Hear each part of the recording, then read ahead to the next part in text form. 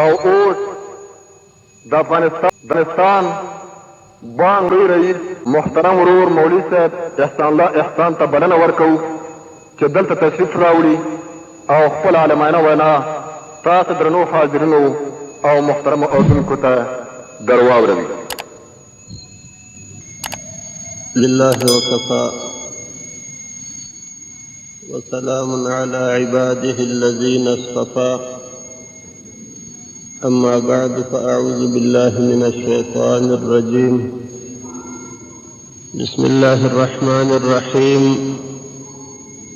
فقد قال الله تبارك وتعالى في القرآن العظيم والفرقان الحميد: إن الدين عند الله الإسلام. صدق الله العلي العلام.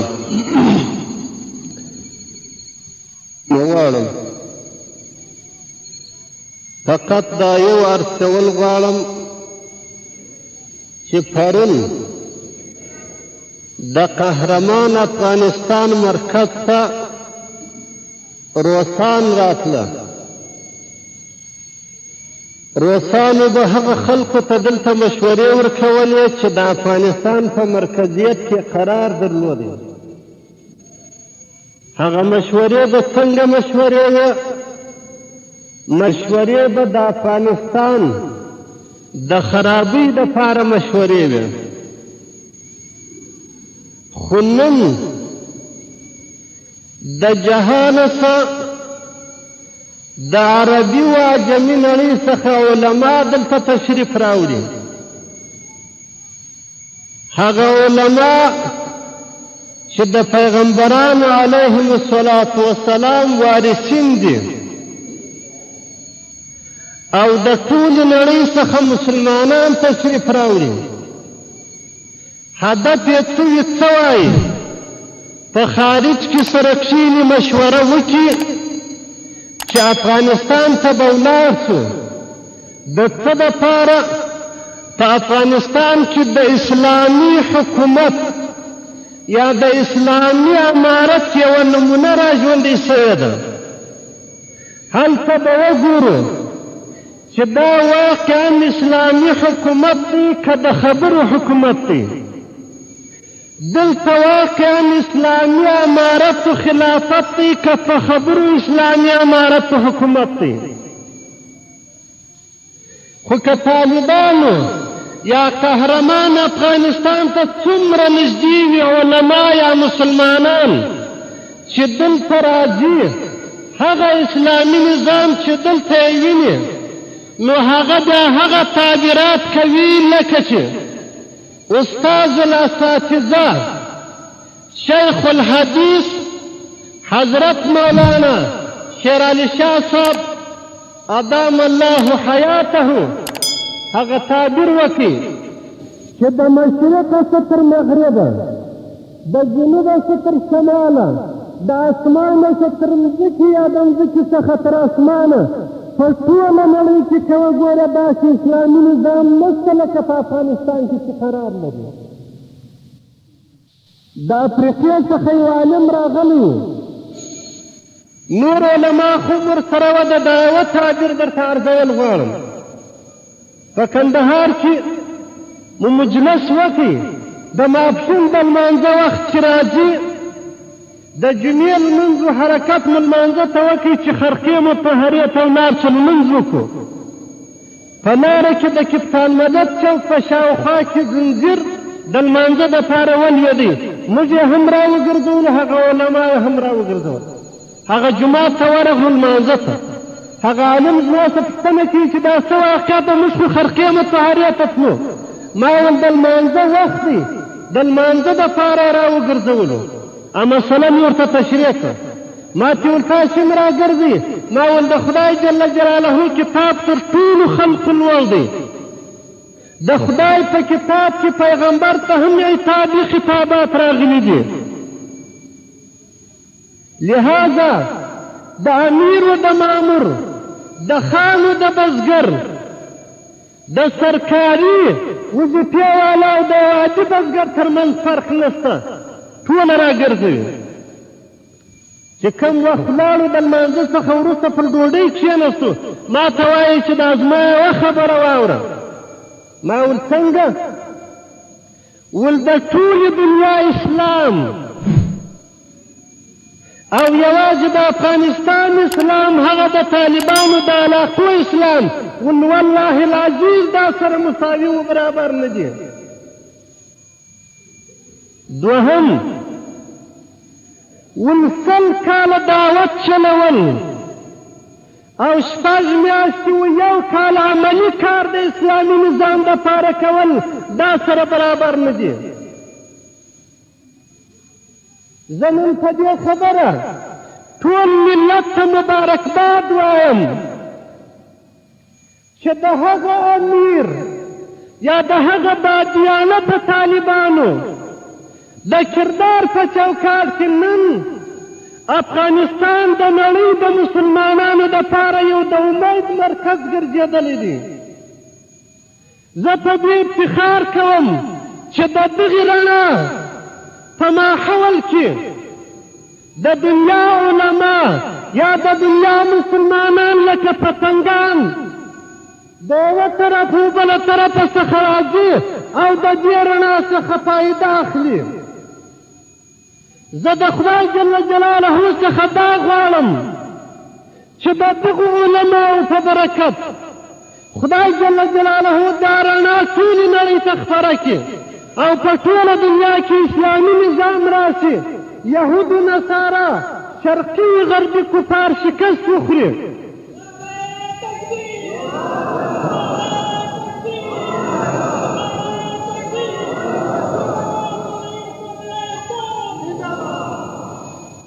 او دا وخت انشاءالله را رسېدونکی دی که د خدای جل جلاله نصرت و د دغه قهرمان ملت ملاتړ و او د دغه روحاني پلر و دعا و همکاري و حمایه را سره وه یا د جهاني علماو او هغه مظلومو زنانه و دعا را سره ملګری و دا کار به کېږي. خو لکه څنګه چې زموږ روحاني پلرو دا خبره وکړه چې د دې نعمت ناشکري ونه کړو خدای جل جلاله دې توفیق راکړي چې د دغه نعمت په عوض کې موږ شکر ادا کړو. نور مې وخت نه ضایع کوم. د خدای جل جلاله څخه تاسې او مېلمنو ته د دنیا او د آخرت کامیابي غواړم. والسلام علیکم. او اوس د افغانستان بانک لوی رئیس محترم ورور مولوي صاحب احسان الله احسان ته بلنه ورکوو چې دلته تشریف راوړي او خپل عالمانه وینا تاسو درنو حاضرینو او محترمو اورېدونکو ته در واوروي. لله وكفى وسلام على عباده الذين اصطفى أما بعد فأعوذ بالله من الشيطان الرجيم. بسم الله الرحمن الرحيم. فقد قال الله تبارك وتعالى في القرآن العظيم والفرقان الحميد إن الدين عند الله الإسلام. صدق الله العلي العلام. محترم ورونو، اگر چې زما نن اراده وه چې د اقتصاد په ارتباط د جمعې بیانیه او تقریر عرض کړم، چون ډېر معزز میلمانه د ټولو افغانانو میلمانه، د حکومت او رعایت میلمانه، هغه میلمانه چې د جهاد په تاریخ کې د مهاجر افغانانو، د مجاهد افغانانو او د ټولو قهرمان افغانانو داسې حمایه کړې چې په تاریخ کې ساری نه لري. افغاني بچیان نه بلکې جهاني بچیانو ته یې داسې خدمت کړی چې په تاریخ کې مثل نه لري. نن وخت ټول هغه مېلمنو ته ورکوو چې تشریف یې راوړی او خدای جل جلاله دې موږ تاسو ته توفیق راکړي چې د هغوی هغه عالمانه ویناوې په ډېر تفکر سره واورو او بیا عمل ورباندې وکړو. یو د هغو مېلمنو څخه په پاکستان کې نه بلکې د جهاني مشهورې مدرسې نائب محتمم چې دارالعلوم حقانیه ورته وایي په پېښور کې قرار لري، حضرت مولانا انوار الحق صاحب خدای جل جلاله دې حیات طویله ورکړي، د مشهور مفتی د افغاني علماو د پاکستاني علماو حتی د جهاني علماو روحاني پلار حضرت مولانا عبدالحق صاحب رحمه الله محبوب فرزند د هغه مېلمنو څخه یو شخص دی او د نوموړي مدرسې شیخ الحدیث حضرت مولانا شیر علي شاه صاحب چې زموږ د افغانستان په ارتباط نه بلکې د جهان د مسلمانانو په ارتباط کې ډېر ډېر خدمتونه بغیر د دې څخه چې علما ورباندې دستاربندي ډېرې کړي دي یا علما ځینې تاریخ کوي ډېر دي، هغه جهادي کوښښونه په جهاني سطح باندې د یېرولو وړ نه بلکې یو تاریخي کارنامې لري. او همدارنګه په لاهور کې د اشرفیه مدرسې هغه مدرسه چې د هغې مدرسې د یوه استاد په ارتباط ما اورېدلي چې یوازې پر بیضاوي باندې په 40 جلده کې حاشیه لري او داسې په ټولو فنونو کې کتابونه لري. د هغې مدرسې محترم محتمم حضرت مولانا فضل رحیم صاحب الله جل جلاله دې حیات طویله ورکړي او ورسره په همغه ساحه کې صوبایي خطیب حضرت مولانا علي اصغر صاحب عباسي مدجله العالي هم په دې مېلمنو کې تشریف لري. هغوی به په خپل نوبت په مختصر ډول باندې د 9 دقیقو یا 15 دقیقو په چوکات کې تاسو ته خبره واوروي او محترم خطیب صاحب بیا خطبه وایي، لمونځ به راکړي، موږ به نن د ټولو شیانو څخه خلاص شي او تاسو به دا خبره ښه واورئ انشاءالله. اوس به حضرت مولانا انوار الحق صاحب تشریف راوړي او هغوی به تاسو ته خپل نظریات واوري. نحمده ونصلي ونسلم على رسوله الكريم، أما بعد فأعوذ بالله السميع العليم من الشيطان الرجيم. بسم الله الرحمن الرحيم. الذين إن مكناهم في الأرض أقاموا الصلاة وآتوا الزكاة وأمروا بالمعروف ونهوا عن المنكر ولله عاقبة الأمور.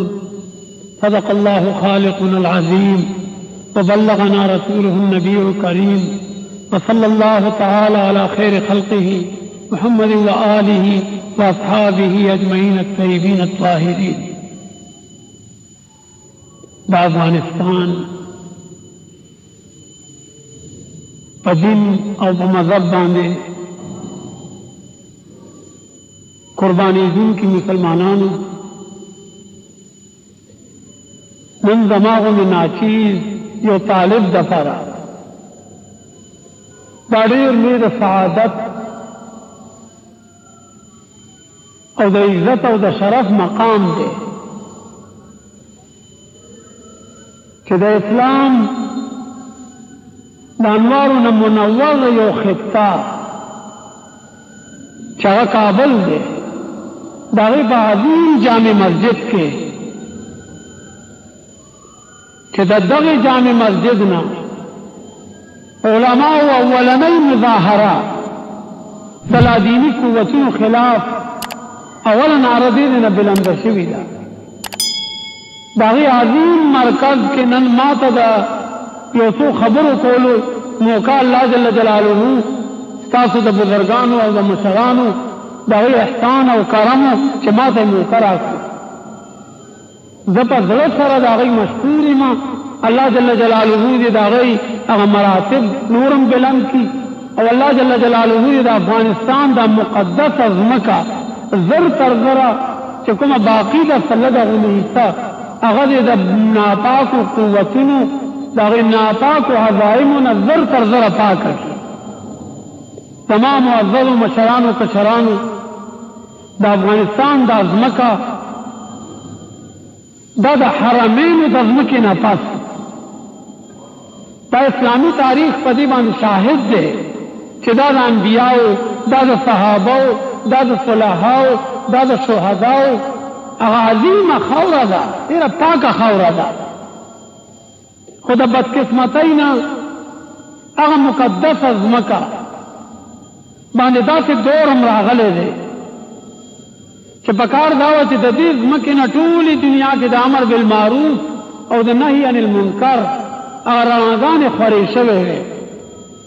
خو د بدقسمتۍ نه په دې باندې څه دورونه داسې هم رالل چې دا د فحشاو او د منکر مراکز وګرځېدل. دا چیلنج د دې د مسلمانانو دپاره د تحدي و هغوی دپاره وخت اصل کې مختصر دی. تاسو حضرت مولانا احسان الله صاحب چې څنګه وفرمایل چې ډېر علما راغلي دي 15-15 منټه به درته یو څو خبرې کوي بیا مونځ دی. الله جل جلاله د افغانستان هغه عظیم مسلمانانو ته توفیق ورکو او هغه کلیس قوتونه هغه مو په انتهایي قوت او په استقامت او په صبر سره چې انتهایي ظلمونه مو برداشت کړل او الله جل جلاله کرم او ستاسو هغه محنت او ستاسو هغه کوشش چې هغه ناپاکه قوتونه مو د دې مقدسې خطې نه وویستل. خو الله نور هم لږ امتحان ستاسو اوږد کړی و. د هغوی د وتو نه پس بیا هم دلته کې هغه عظیم جهاد چې هغې د دنیا هغه د هغې وخت هغه لوی فرعون طاقت هغه ټوکړې ټوکړې کړو. خو ثمراتو نه بیا هم افغانستان مالامال نه شو چې موږ هم د پاکستان هغه د دین درد لرونکي مسلمانان ټول د هغې انتظار کړي چې افغانستان کې به د اسلام هواګانې وچلېږي نو د دې په برکت پاکستان کې بلکې هغه تش پنون چې د اسلامي ملکونه دي او لادینی ملکونه هغې کې به هم د اسلام هواګانې وچلېږي. خو بدقسمتي وه هغه امتحان د الله لږ اوږد شو. هغې کې هم الله ستاسو د طالبانو او د علماو او د دیندار مسلمانانو درجې الله بلندولې. هغه مرحله کې بیا هم هغه طالبان او بې سر و سامان علما هغه راوچت شو او الحمدلله هغه تاریخ به زه تاسو ته څه بیانوم. هغه یو واقعه به تاسو نه زیات څوک په هغې باندې عالمه دی. مونږ خو د خلکو نه اورو، مونږ خو تاسو نه اورو. الله جل جلاله عظیم احسان وکړو. دا د 15مې صدۍ هغه واقعات هغه الله رونما کړل چې مسلمانانو یقین وشو چې واقعي الله ډېر عظیم ذات دی. موږ بل ورځ راتلو دي کابل ته راختو د غر سره چې موږ لاندې وکتل موږ وی یا الله دا په عقل کې نه راځي، دا سمجھ کې نه راځي چې دا طالبان چې زموږ وطنونو کې به خلک وي چې دا خو صرف ټوکړې خواري دي، دی حکومت هم نشي کولی، دی کې څه دي چې دی به چېرته حکومت وکړي. الله وښیله په دې 15مه دا نامونهاد ترقي یافته خلک چې کوم دی د دی د نامونهاد مادي ترقي یافته دور کې الله ورته وښیله چې زه وغواړم نو دا بې دستوپا چې ظاهري د مادې نه د وسلې نه د عددي قوت نه هغه کم طالبان او هغه مجاهدین هغوی څومره عظیم هغه لویې درې الله ورته کولاوې کړې. یو طالب به لاړ ووایي ټوپک به یې په مخه و چې اواز به وکړي چې طالبان آمد، زرګونو هغه ناپاکه عزایمو والا طاقتونه به وتښتو. دا الله ستاسو درجې بلندولې الله جل جلاله د هغې طالبانو او د علماو او ستاسو د نیکانو مسلمانانو په تعاون سره نن په دنیا کې واقعي په نوم خو ډېر اسلامي جمهوریاګانې زموږ ملک هم دی نور ملکونه هم ځي خو هلته کې چې کوم اسلامي مملکت تقاضا ده چې ما کوم آیت کریمه تاسو ته تلاوت کړو چې الله جل جلاله فرمایي د هغې خلاصه دا ده چې مسلمانان حقیقي هغه دي که چېرته هغوی ته موږ قدرت ورکو طاقت ورکو په یوه ځمکې باندې اقتدار ورکو نو د هغوی اولنۍ ذمهواري به دا نه چې هغوی به خلکو ته روټۍ ورکوي هغوی به خلکو ته کور ورکوي هغوی به خلکو ته پټۍ ورکوي دا د هغوی ذمهواري نه ده اقاموا الصلات د هغوی هغه فریضه به دی چې هغوی به د اقامت د دین هغه فریضه صلات چې هغه صلات الصلاة عماد الدین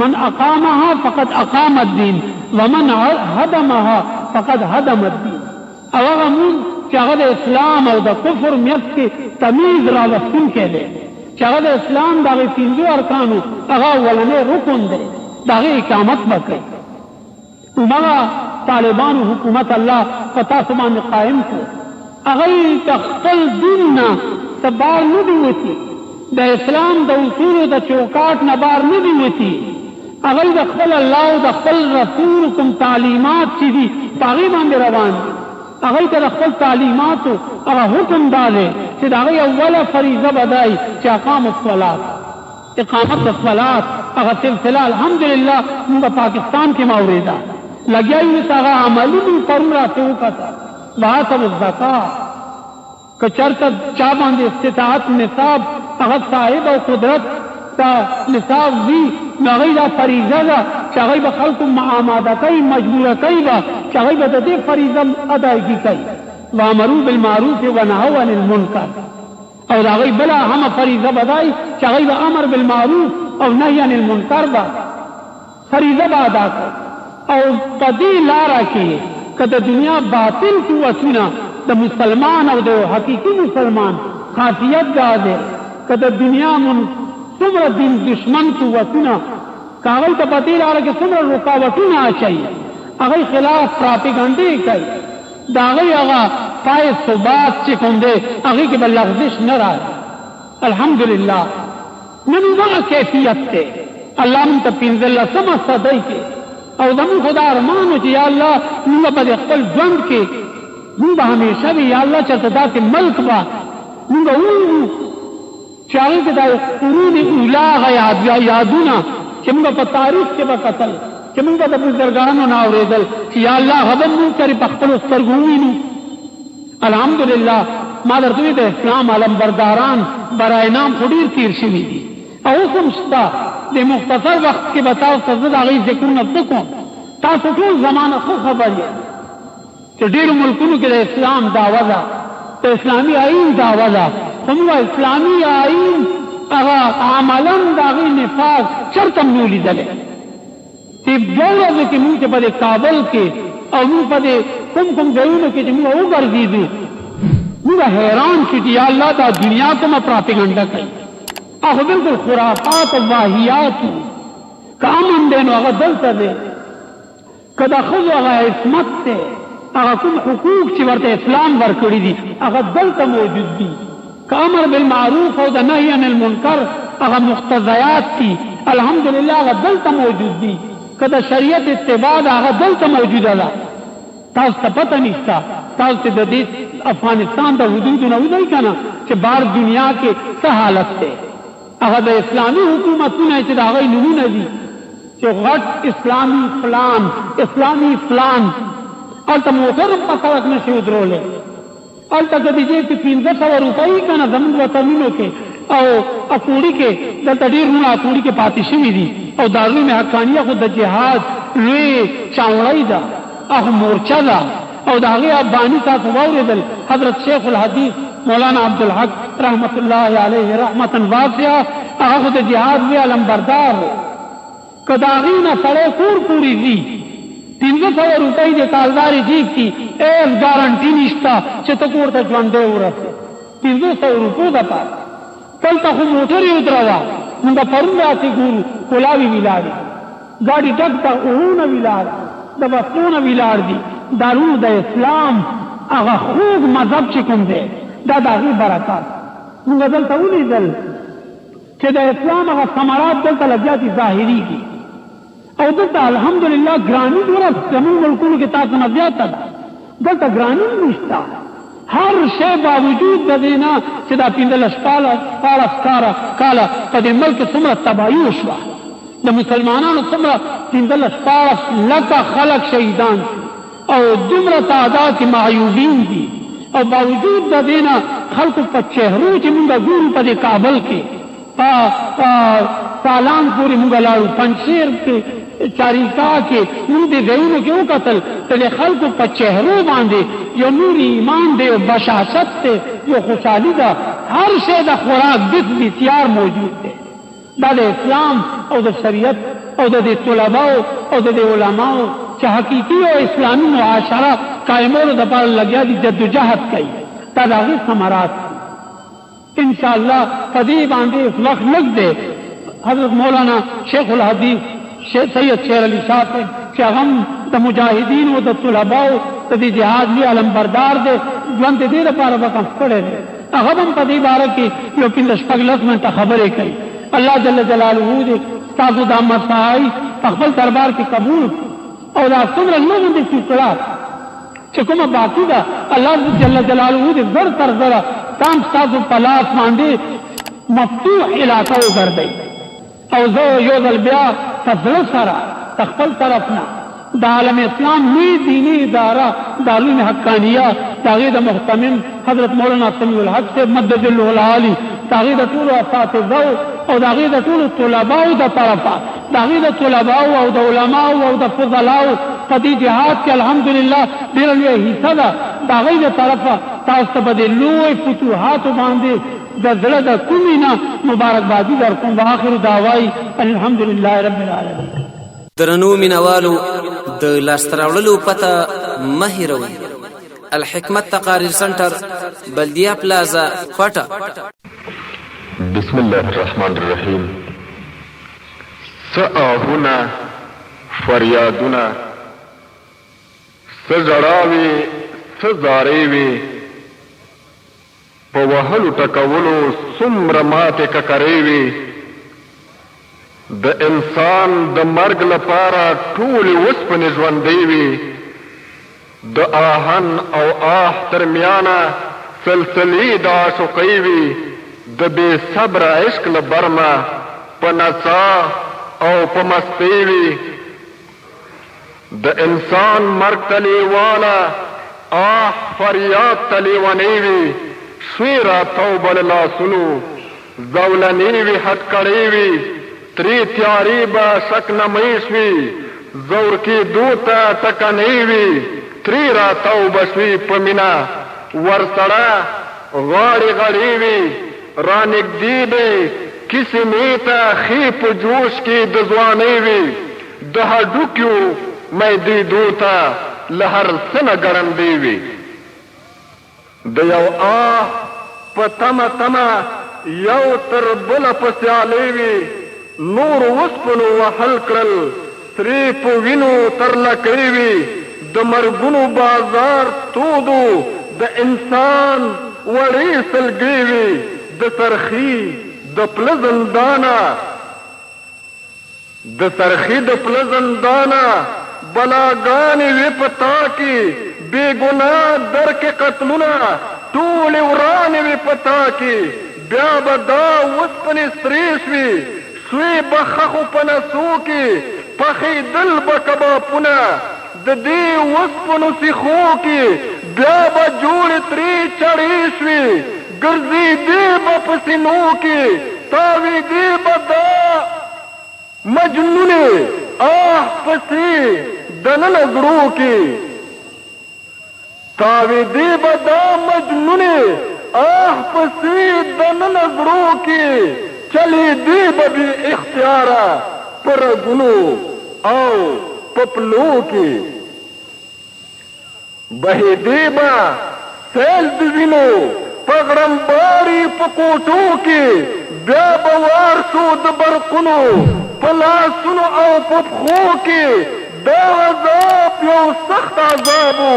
په دا واړه عذابو کې په دا واړه عذابو کې هلته هر ظلم روا و د ظلمت په کتابو کې له لغتو بشن لاندې له لغتو بشن لاندې انسانان په تورو شپو کې لاس او خپې به ماتېدلې په بې درېغه ګزارو کې. تکبیر! نعره تکبیر! نعره تکبیر! انسانان په تورو شپو کې لاس او خپې به ماتېدلې په بې درېغه ګزارو کې. فریاد به انعکاس و د اسمان په کنارو کې هغه زړونه ودکاڼو رحم نه و هغه زړو کې.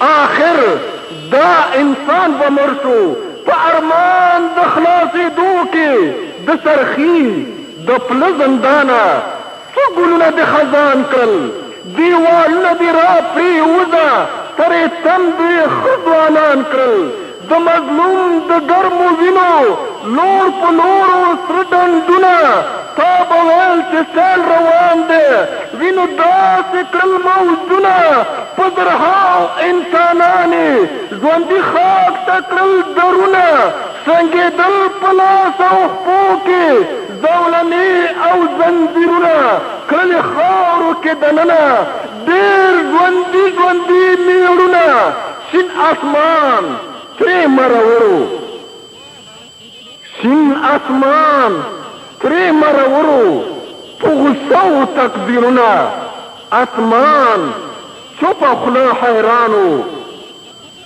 اسمان چوپه خوله حیرانو ستورو نقل اوازونه د سپوږمۍ ډیوه مړه نه شوه ستورو کړل اشارتونه تل راتلې به څټې ورېځې لا کېدل به بارانونه ورځ په ورځ په زیاتېدو دا ظلمونه دا قتلونه نه کوم لوری و د تختې نه کوم لوری و د تېښتې نه چا اورېدل عرضونه نه د له زوره رنګ شول د زندان جګ دیوالونه ګوهري شکر نسکور شول دا د ظلم تور قصرونه د سرخي د پله زندانه شکر وسوځي ایره شوي در کې ورک شول عالمونه زما په ژوند میده میده او درنو او محترمو اورېدونکو دا دی اوس ستاسو پام د افغانستان بانک د لوی رئیس محترم مولوي احسان الله احسان هغې ویناو ته راګرځوو کومه چې نننې د کورنیو چارو وزارت په تالار کې د ثور د کرغړني کودتا د 19مې کالیدې د غندنې په مناسبت کړې ده. الحمد لله وكفى وسلام على عباده الذين اصطفى أما بعد فأعوذ بالله من الشيطان الرجيم بسم الله الرحمن الرحيم فقد قال الله تبارك وتعالى في القرآن العظيم والفرقان الحميد والفجر وليال عشر والشفع والوتر والليل إذا يسر هل في ذلك قسم لذي حجر ألم تر كيف فعل ربك بعاد إرم ذات العماد التي لم يخلق مثلها في البلاد وثمود الذين جابوا الصخر بالواد وفرعون ذي الأوتاد الذين طغوا في البلاد فأكثروا فيها الفساد فصب عليهم ربك صوت عذاب إن ربك لبالمرصاد صدق الله العلي العظيم. د افغانستان د اسلامي دولت د سرپرست شورا د محترم رسیال د علماء کرامو او د پوهانو او د افغانستان د ټول قهرمان ملت په اجازه غواړم هغه څه چې په ذهن کې مې دي په مختصر ډول ووایم.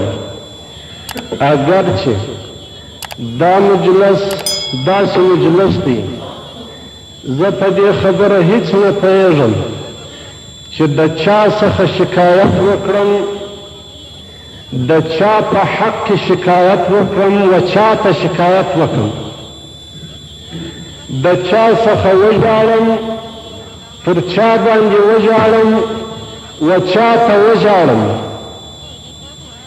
آیا زه هغه شهید را یاد کړم چې تر اوسه یادونه په غرو سردرو کې پراته دي، تر خاورو لاندې د هغه تجهیز او تکفین هیڅ نه دی سوی، او که زه د هغه د مبارکې مور په ارتباط باندې افسوس و ګریان وکړم چې شهید تر اوسه پورې نه دا چې ژوندی بلکې هغه تر خاورو لاندې، خو مور مبارکه اوس هم په انتظار چې زما شهید زوی به بیا هم راځي. زه په دې خبره نه پوهېږم چې زه د هغه بوډا او سپین ږیري پلار پر حال باندې افسوس وکړم چې د هغه نوجوان زلمی زوی په توره شپه کې په تور جیب کې د تورو کرغلونو مزدورانو د خوا وړل سوی، په شهادت رسېدلی، قبر یې معلوم نه دی، پلار یې د حضرت یعقوب علیه السلام په رقم په افسوس و ژړا و په ګریان اوس هم امید لري، لکه چې هغه به دا خبره کول د ډېر وخت څخه وروسته چې تاسې ولاړ شئ د یو څه پوښتنه هم وکړي. خو اوس هغه سپین ږیری پلار بیا طالبانو ته مراجعه کوي چې تاسې زما د فرزند او زما د زړه د ټوټې پوښتنه وکړئ که هغه یې ژوندی وي، او که زه د هغه مظلوم یتیم پر حال باندې افسوس وکړم چې په هره کوڅه کې تېرېږي، په ډېر غربت کې، په ډېره زړه جامه کې، او ډېر د افسوس په حال لاس تر د اوښت کې چې زه یتیم یم، پلار مې د روسانو سره په مقابله کې په شهادت رسېدلی، زما سره څه کومک وکړه، زه په کور کې ډوډۍ نه لرم او زما مور خوندې ټوله شپه په وږې تېروي او بیا هم د بابک په انتظار دي چې هغه به راځي. په داسې حال کې چې پر بابک یې پرون یا خو اور بل سوي یا خو د پلي چرخي په کرغېړل محبس کې تر وهلو لاندې په شهادت رسېدلی. زه د هغو علماو پر حال باندې افسوس وکړم چې تر شا یا خو شاګردان پاته سوي، یا بخاري او یا خو بنځایي پاته سوی، او زه د عالم پر حال افسوس وکړم که پر بخاري و ترمیزي و بنځایي وژاړم.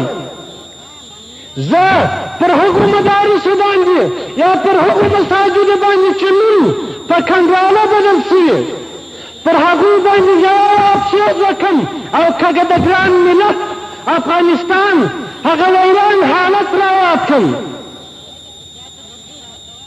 خو د دې ټولو څخه وروسته زه په دې خبره هم نه پوهېږم چې زه د حکمتیار صاحب پر پلار و پر ورور وژاړم او که د حکمتیار څه وژاړم.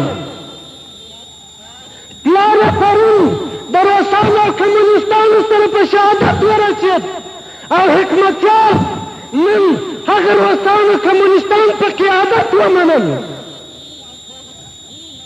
زه په دې خبره نه پوهېږم چې زه د پنجشیر د هغو شهیدانو پر حال افسوس د ژړا وکړم چې پرون د روسانو په مقابل په شهادت رسېدلي او که د مشروط څخه وژاړم چې نن یې روسان او کمونستان په دادارونه نه دي. زه په دې خبره نه پوهېږم چې زه د بدخشان په سردري کې هغه بادیانته شهیدان علما قومي سپین ږیري مجاهدین رایاد کړم د هغوی پر حال ژړا وکړم او که د رباني څخه افسوس ګریان وکړم چې نن یې روسانو ته پناه وړې. زه په دې خبره نه پوهېږم چې زه د پغمان پر مسلمان ولس وژاړم هغه شهیدانو باندې وژاړم چې د روسانو په مقابل یې خپل ځانونه قرباني ورکړي دي که د استاد صواب پسې وژاړم چې دوستم ته یې د غلامۍ سر ټیټ کړی. هکذا زه په دې خبره نه پوهېږم چې زه پر هغو شهیدانو باندې افسوس و ګریان وکړم چې د روسانو په مقابل یې قرباني ورکړې او که زه د خلیلي څخه وژاړم. خو د دې ټولو څه به تېر شم. زه به د روسانو کم وحشت رایاد کړم، زه به د کمونستانو کم بربریت رایاد کړم، زه به هغه تور کرغېړن جیپ رایاد کړم چې په ټوله شپه کې به د مسلمان کور ته راتلی او هغه به په افسوس ژړا او په ګریان ماشومانو به ژړل، خویندې میندې به ژړل. خدای به دومره وخت هم نه ورټول کېدی چې کاڼي واغوندي، لاس به تر شا دسته کېدی، سترګې به په نصیحت په تر کېدلې، بیا به راتله په شهادت به رسېده. زه په دې نه پوهېږم چې د هغوی جرم څه و، د هغوی جرم اسلام، مسلماني او افغانیت و. زه دغو کرغېړنو څېرو ته نه پوهېږم چې هغوی څه سوالی او څه ترقي او پرمختګ په دې کې حس کړی و چې په افغانستان کې علما نه پاتېده، په افغانستان کې سپین ږیري نه پاتېده.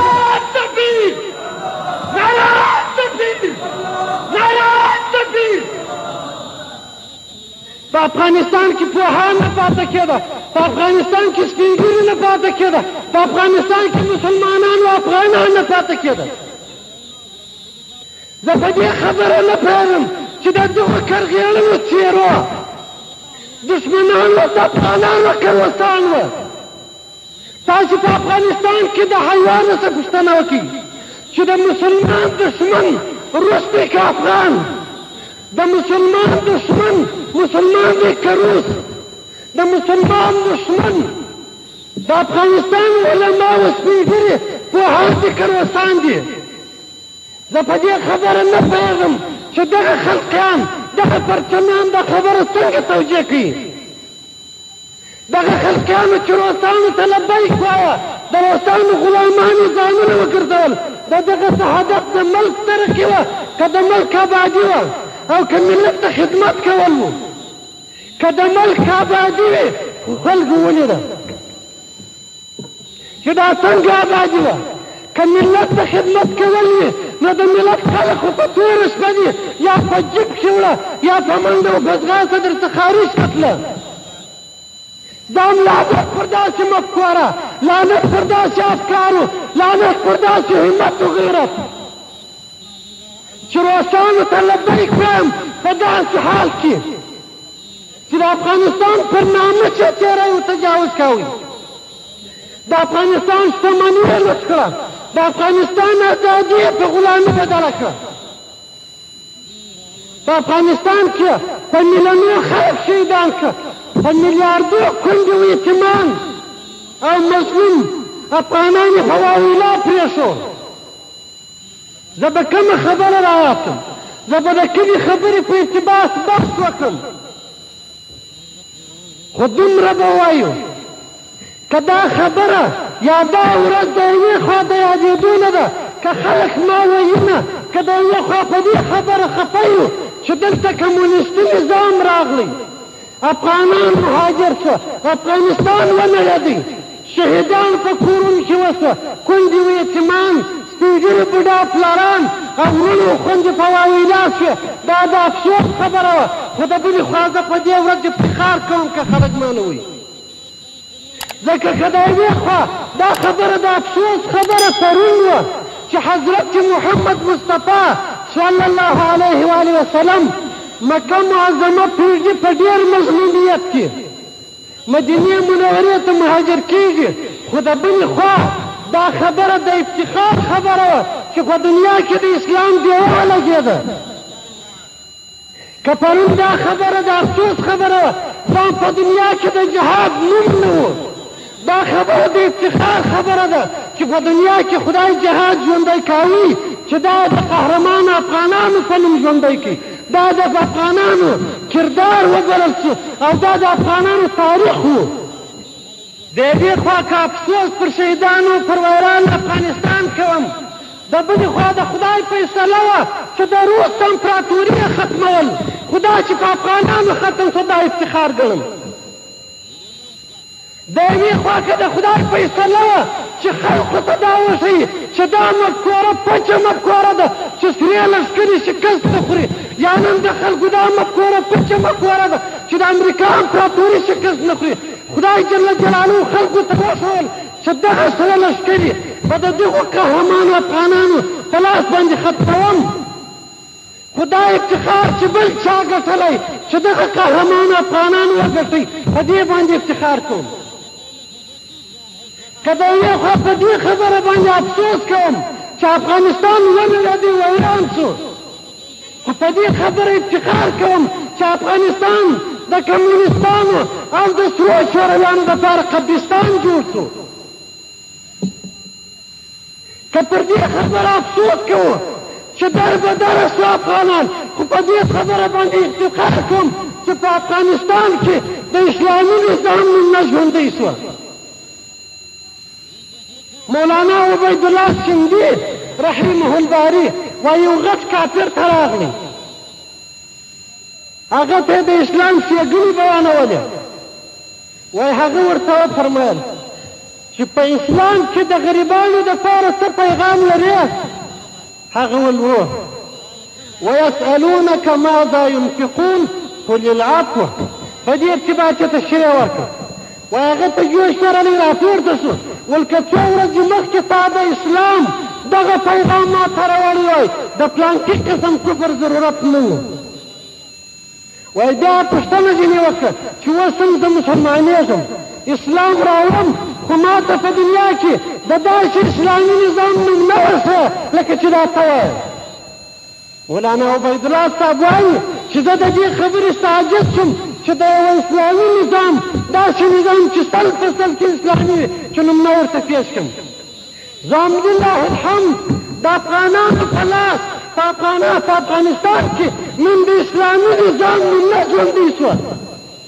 کم څوک چې په دنیا کې پوښتنه کوي چې داسې اسلامي نظام چیرې دی موږ په افغانستان کې دی خلک دې راشي ودې ګوري دا نظام دی د قرآن کریم سنت نبوي سره مقایسه کې که غلطي پکښې وه موږ د هر چا مشورې ته لبیک وایو راځي چې زموږ نقصانات یې راوځي چې هغه لري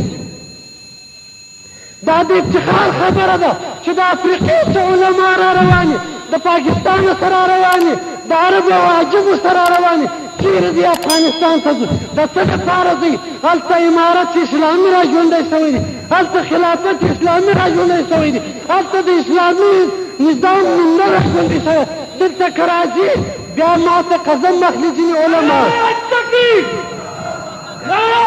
تکبیر تکبیر تکبیر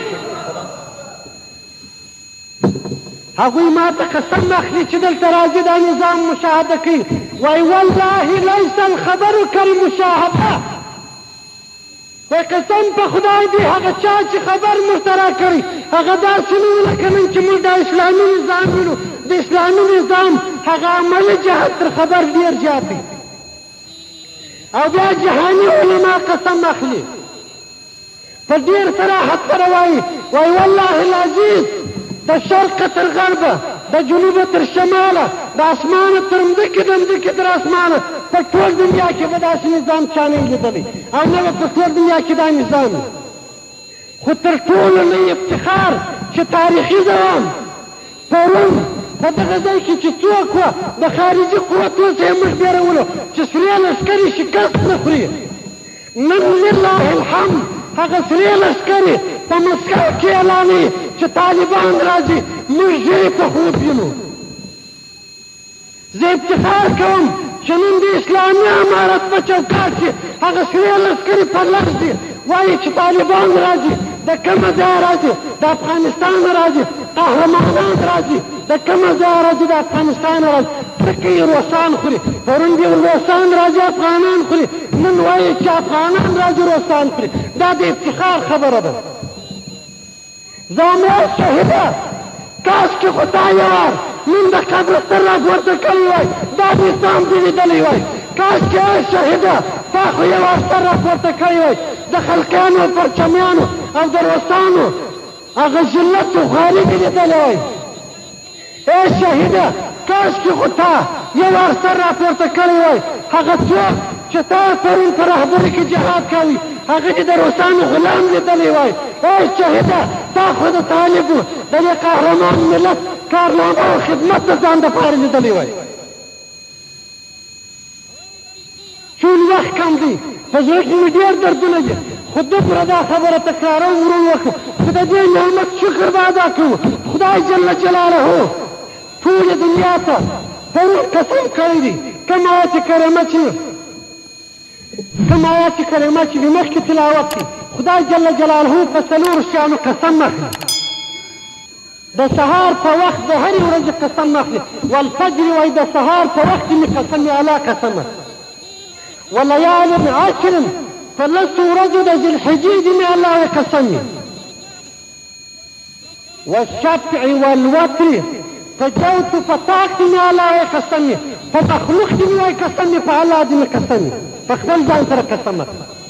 یا نورې توجهګانې واللیل په شپه دې مې وایي قسم وي. ضایع شي چې حرکت وکړي مخ پر تمامېدو وي. هل فی ذلک قسم لذي حجر استفهام وای تقریری دی. وای آیا په دغه قسم و چې الله وایي چې ما واخیستل. قسم لذي حجر یعنې عظمت و لویوالی د قسم دی خاوندانو لره د عقل. یعنې دا خبره یقیني ده. څه به کېږي؟ لتعذبن یا کفار مکه. جواب د قسم وای محذوب دی. الله وایي زما دې په دا څلورو شیانو قسم دی چې تاسې به معذب کېږئ ای کفارو د مکې. وروسته وایي الم تر کیف فعل ربک بعاد. وای ای محمده یا هی هر پرده د جامع وای تا ونه لیدل چې ستا رب څنګه فعل وکړي په عاجانو باندې. ارم ذات العماد هغه عاجانې اولا عادي اولا چې خاوندان د طول وه حتی جلالین لیکي وایي 400 متره دې اوږدوالی و. اقوال مختلف دي یا کښته یا په دغه اندازه. دا خدای هلاک کړه التي لم يخلق مثلها في البلاد. هغه عاد چې د هغوی په مثل باندې څوک په دنیا کې نه دي پیدا کړی سوي. د هغوی په شان چې قوت وای، د هغوی په شان شدت وای، د هغوی په شان لوړوالی و، طول و عرض وای. دا رقم را خلاصه دې کړم. د ثمودو په ارتباط باندې هم خدای قسم اخلي چې هغوی هلاک شو. د فرعون په ارتباط هم قسم اخلي، یعنې د هغو په حال باندې وایي ستا خبرتیا نه چې په هغوی سره څه وشوه. وایي هغوی په مځکه کې فساد ډېر کړي. خدای جل جلاله وایي عذاب باندې نازل کړي. په پای کې وایي چې ان ربک لبالمرصاد. وایي ستا رب ناظر دی بلا کیفه ټوله جامعه ګوري د شرقه تر غربه چې څوک څه کوي. پټ اعمال دې که ښکاره دي، جزیات دي که کلیات دي. نن به څه وایو؟ نن به دا خبره وکړو چې خدای قسم اخلي چې په فلان و فلان دې مې الله قسم وي لتعذبن. تاسې به خامخا معذب شئ ای د نړۍ در حال کفارو. الم تر کیف فعل ربک بالروس. نه ګورې پرده د جامع څنګه پیل وکړي ستا رب په روس سره. د روسانو هغه لوی قوت څنګه راونغېدی، دا مفکوره څنګه پوچه شوه چې سوی لښکر یې شکست نه خوري؟ دا چا وکړه؟ دا الله وکړه. ځینې خلک وایي چې د ځینې شرایطو په ژمن کې دا حالت رامنځته شوی. زه والله العزیز د پیشبیني کوم یو وخت به امریکا هم رانړېږي، ځکه خدای جل جلاله چې په بار بار کوم قوتونه رانړولي دي هغه د نړۍ پر مخ باندې تاریخواره پراته دي. د ضعیف موسی علیه السلام په لاس یې د فرعون هغه لوی طاقت راونړوي، د ضعیف ابراهیم علیه السلام په لاس یې د نمرود دغه لوی قوت راونړوي. ابراهیم علیه السلام چې په اور کې نجات ورکړي، دا خدای و که دا د کمونیزم مفکوره وه؟ دا خدای و که دا د دیموکراسي مفکوره وه؟ موږ وایو چې د انسانیت لپاره ناجي دی هغه اسلام دی، اسلام و بس، هغه قرآن دی، قرآن دی و بس، هغه احادیث دی، احادیث دی و بس. نور که خلق په دې کې بیا هم دا فکرونه کوي چې کمونیزم، که بیا هم دا فکرونه کوي چې دیموکراسي، که بیا هم دا هغه فکرونه کوي، دا به داسې جهالت وي لکه چې خلقیانو پرچمیانو فهم کوي. که امریکایان بیا د اسلامي نظام په ارتباط باندې اقدامات کوي، دا به داسې اشتباه وي لکه روسانو چې کړی. زه بیا دا خبره کوم چې دا زما او ستا تاریخ چې نن راژوندی څه تکرار شو، خدای جل جلاله دې په افغانانو کې د جهاد ولوله نه ورکوي. خدای دې د افغانانو دغه نیکنامې په تاریخ کې نه ورکوي چې د هر امپراتور پر سر باندې خنجر دی، هر امپراتور چې ټولېږي لکه ښامار، خو د دې خوا د افغان قهرمان د تورې سره د هغه په ستونې نه ننوځي. ځانته افغانه که د شهیدانو کلي مبارک، که د وینې په مځکه په وینو سره سوی تبریک درته وایم، خو د ازادۍ دې مبارک، د نیکنامۍ دې مبارک. او افسوس کوم دغه چا پر حال بیا تکراروم چې د افغانانو سره خیانت وکړي. افسوس کوم دغه چا پر حال چې د جهاد سره خیانت وکړي. افسوس کوم دغه چا پر حال چې په ریاست جمهوري یې غاړه نه وته، د صدراعظمي یې غاړه نه وته، د دفاع په وزارت یې غاړه نه وته، نن د دوستم په سرګروپي غاړه باسي. افسوس افسوس. اخري خبرې نورې ختموم. دا زه زما په نظر دا مې عقیده ده د عقیدې صحیح صوت چې د دنیا لوی طاقتونه نور ختمېږي، مسلمانان به پر سر د قدرت راځي. خو د خدای غواړم چې دا د افغانستان څه. والسلام علیکم.